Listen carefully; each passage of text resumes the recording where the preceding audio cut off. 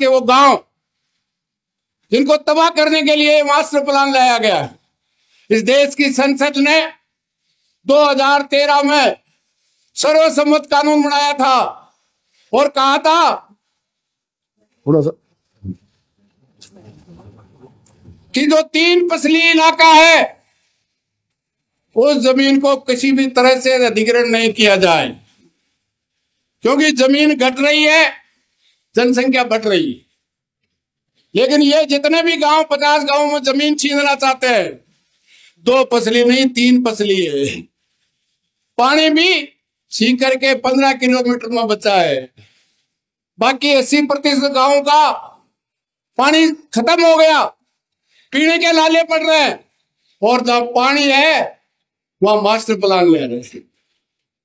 यहां सरकारी बिल्डिंग बनेगी, चंदपुरा में पॉलिटेक्निक कॉलेज बनी हुई है, किसी चंदपुरा के एक आदमी ने विरोध नहीं किया।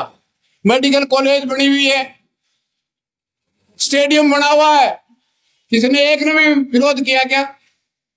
विरोध नहीं किया। अब कह रहे हैं वहां, अरे आपको सरकारी कार्यालय सब बढ़ गए, जब मिनी सचिवालय में बन गए तो 8 जगह सरकारी कार्यालय बनाने के लिए, सब कार्यालय तो आप निजी हाथों में दे रहे हो। इसलिए आज लड़ाई की आवश्यकता है, और लड़ाई राजस्थान की उस सरकार से है जो लोगों की भावना नहीं समझती, क्योंकि वो पहली बार आए। भजन लाल जी पर्ची से लॉटरी से निकले, उनको जनता के दुख और तकलीफ का पता नहीं। वो तो दिल्ली जाके आर्डर लेके आते हैं, पर्ची जो देते हैं यहाँ लाके पकड़ा देते हैं, इसके अलावा कुछ नहीं है। इसलिए लड़ना पड़ेगा, और लड़ाई ऐसी सरकार से है जो जन्मजात इस देश और प्रदेश के किसानों के खिलाफ रही है। तो आप अंदाजा कर लो, तो थोड़ी बहुत भी किसान प्रस्त हो तो बात समझ में आती है। किसान का बेटा एक उपराष्ट्रपति बनाया था, बड़ी गुणगान कर रहा था, कैसे निकाला? शाम तक राज्यसभा चला रहा था, 4:30 बजे सभा खत्म होने के बाद सर्वदलीय बैठक कर रहा था, और 8:30 बजे मोदी और शाह ने कहा इस पे दस्तखत कर दो। सुबह राष्ट्रपति उपराष्ट्रपति नहीं रहा, और कहा उसके 4 घंटे बाद सुबह सुबह नोटिस दे दिया कि ये मकान भी खाली कर दो, सब कर्मचारी हटा लिए। कहा पूरे बस्तर बांधो और जाओ। मैंने कहा धनखड़ साहब और जब बोलो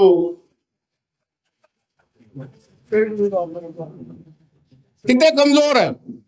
मेरे साथ ही जीत के गए थे किशनगढ़ अजमेर से। मैंने आपसे वायदा किया कि अमराराम को वोट देके भेजा है, चाहे धौल से भेजा है, लेकिन किसान का अगर कुआं नहीं चलेगा तो राजस्थान की विधानसभा भी नहीं चलेगी। जब मैंने ये घोषणा की तो पत्रकारों ने पूछा, अमराराम जी आप तो 200 में से 1 हो, तुम कैसे रोक दोगे? मैंने कहा जिस दिन विधानसभा चलेगी उस दिन देखना। विधानसभा आई, भैरव सिंह जी मुख्यमंत्री थे, उस राज्यपाल के चारों तरफ 3 लेयर लगा दिया पुलिस वाला की। बड़े पुलिस वाला ने धोला कपड़ा पहना और मार्शल बना लगाऊ। तो मेरे पास दीपेंद्र जी थे, मेरे पीछे ही बैठते थे। बोले हमारा अब तो पड़सी हो राज्यपाल। मैं क्यों आबादी हो राज्यपाल ने? राज्यपाल आया, मैं टेबल पे चढ़ा और कबड्डी में जैसे छलांग लगाता था, छलांग लगा के टेबल पकड़ी और उससे बलिराम भगत से लेके फाड़ दिया। दोबारा सचिव ने उसको राज्यपाल को भाषण दिया। मैंने दोबारा, ये बलिराम चारों अंगुलियों में अंगूठी पहनता था, मैंने उसका अभिभाषण और पकड़ा, 2 अंगुलियों से अंगूठी भी साथ आ गई और अंगुली भी छुल गई। हमको 5 को 3 महीने के लिए निलंबित किया। प्रस्ताव लेके आई सरकार, इनके खिलाफ भी लेके आई थी। एक गोपीराम गुर्जर था, एक रामगढ़ का विधायक जुबेर खान था, ऐसे एक अमराराम था। ऐसे 5 विधायकों पे 3 महीने के लिए सस्पेंड के लिए प्रस्ताव लेके आए।